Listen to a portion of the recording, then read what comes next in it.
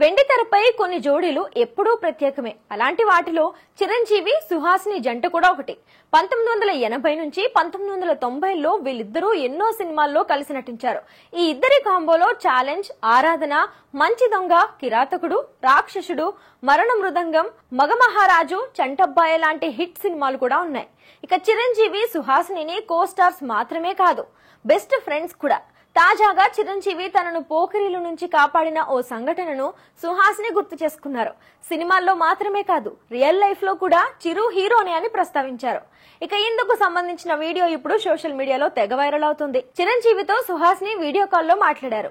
చిరంజీవి నా హీరో, మీకు ఓ విషయం చెప్పాలి అంటూ, ఒకసారి మేము షూటింగ్ కోసం కేరళలోని ఆగ్రాపల్లికి వెళ్ళాం. ఇక ముందు కారులో మీరు వెళ్తున్నారు, వెనుక కారులో నేను, డాన్స్ మాస్టర్ తారా, హెయిర్ డ్రెస్సర్ ఉన్నాం.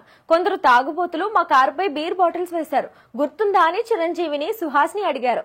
నాకు గుర్తుంది అంటూ, నేను కారు దిగి వాళ్ళను గన్స్ తో బెదిరించాను అంటూ వాళ్ళంతా అక్కడి నుంచి పారిపోయారు అని చిరు చెప్పుకొచ్చారు.